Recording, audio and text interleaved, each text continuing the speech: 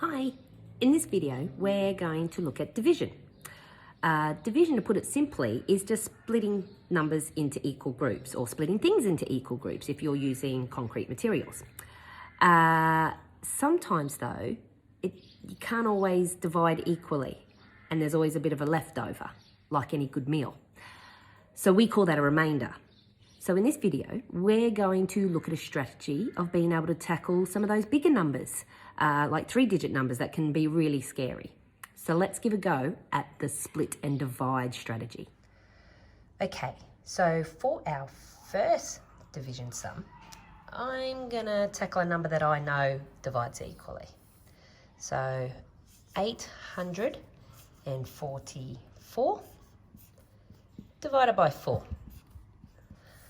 So a lot of us would look at that and go, oh gosh, that's a little bit complicated, being a 3-digit number. But if we use the split and divide strategy, it can be quite simple. So this also will require me to use my knowledge on place value and expanded notation. So looking at the number 844, I know that the 8 is in the hundreds position. So I'm going to go 800. I'm going to leave a little gap and I'm going to do a plus. I know the 4 is in the tens, so that means it's 40. Leave a little gap.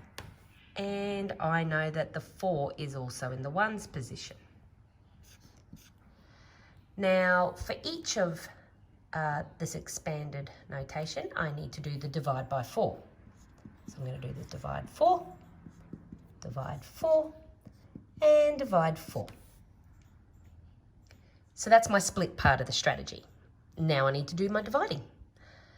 So again, I can still look at that number and go, oh, that's a 3-digit, that's still a bit tricky, but I know a great strategy is taking off the zeros to make it a bit more simplified. 8 divided by 4, I know 4 goes into 8 twice, so I'm going to write 2, and then I just need to add my zeros back on. I'll do my plus. 40 divided by 4. I know my 10 times table, so I know that's 10. But if I'm still going to use that same strategy before, I can take away my 0. I know that 4 goes 1 times into 4. So I'll put 1 and I'll add my 0 back on. And finally here, again the same. I know that 4 goes once into 4. So I'm going to put my 1 there.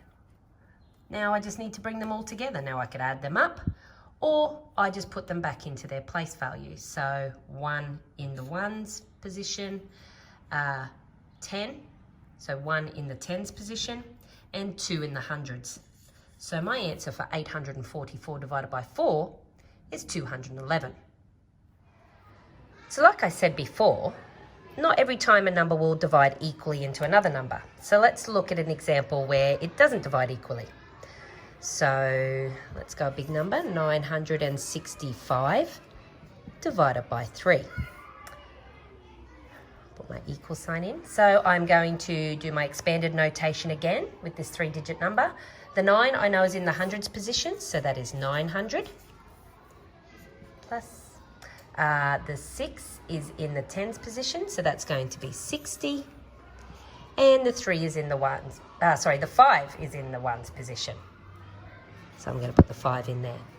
Now each time I need to do the dividing, so divided by 3, and divided by 3. So that's my split part. Now I need to do the divide. So 900 divided by 3, I'm going to make that simpler. 9 divided by 3, so I know 3 goes into 9 3 times. So I'm going to write 3, and I took away those zeros. I'm going to add them back on.